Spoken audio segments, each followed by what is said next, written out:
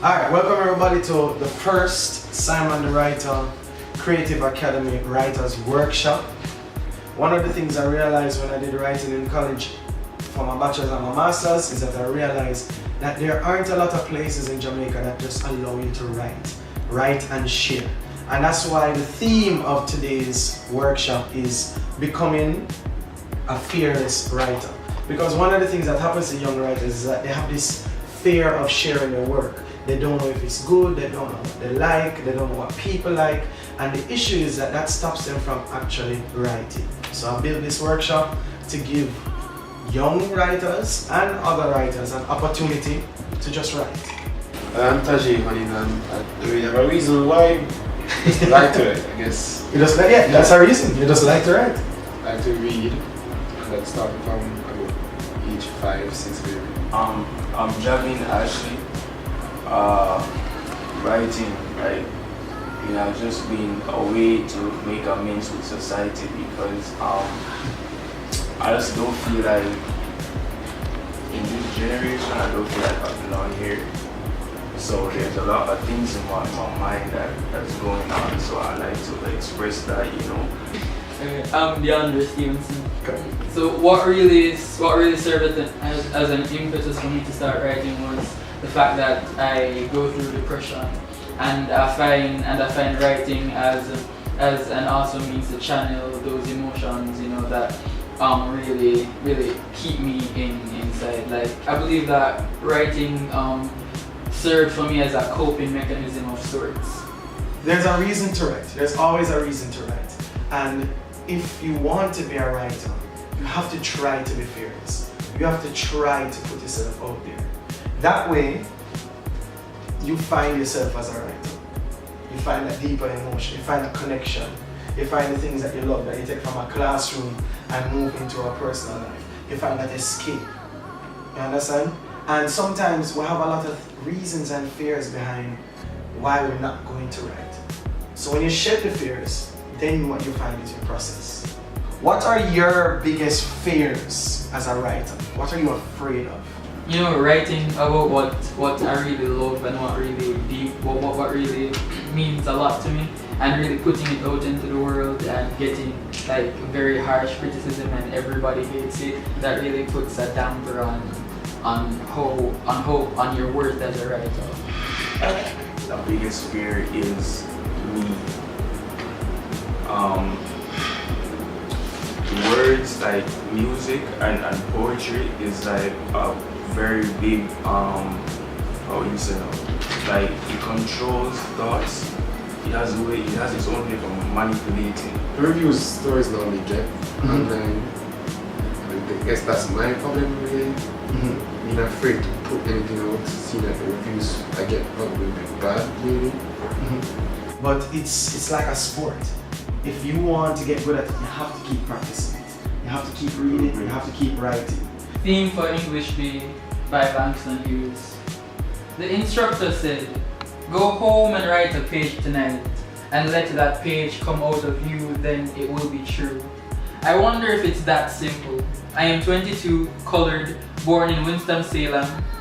I went to school there, then Durham, then here, to this college on the hill above Harlem.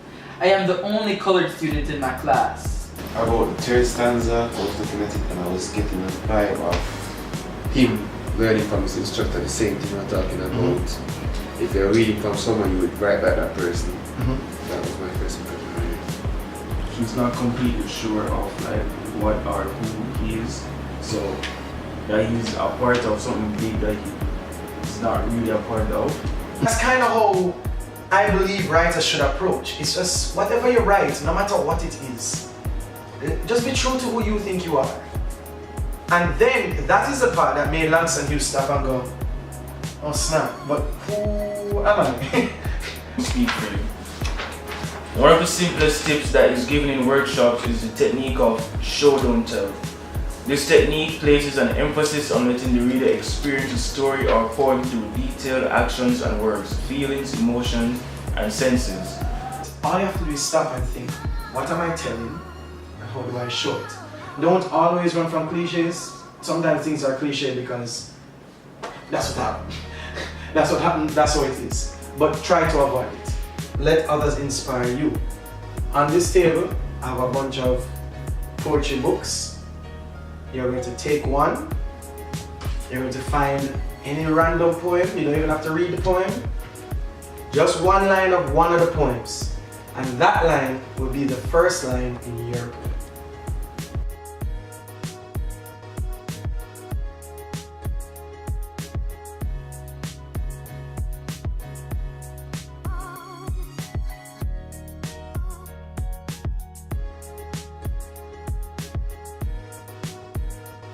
You may say my job is not to lose myself exactly, but isn't that what always happens? Our jobs consume us as human beings. We rather to prove up to everyone else that we have the capability to do our jobs than to prove to ourselves the capability of our own worth. Not alone, the sparks in your heart set aflame. Could it be that I no longer have a grip on my own reality? Mailman, deliver me from all the evil in my head. Let me think about spring instead, the blooming of flowers. I made love to you and you loomed there. There was no fear about where it would take us, but out there, you orchestrate down straight to my main vein when the main aim was for us to stay on the same page. It's a safe space for expression. So I'm actually proud that even though you know it might be uncomfortable or disturbing, you still put it on the paper. He knew he'd lose his life.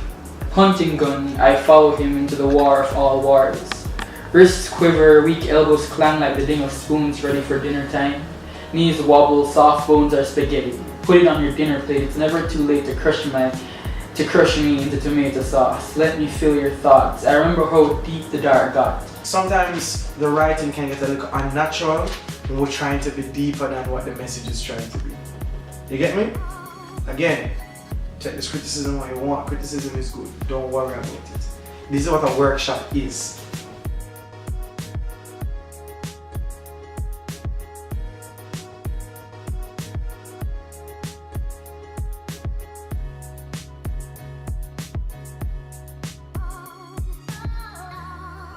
He leaned over to empty the jar into the sea and then stopped. He then closed the jar and threw it into the water. He looked at the old man and said, "Some people spend their whole life fighting for freedom, and when they get it, no one is there to see."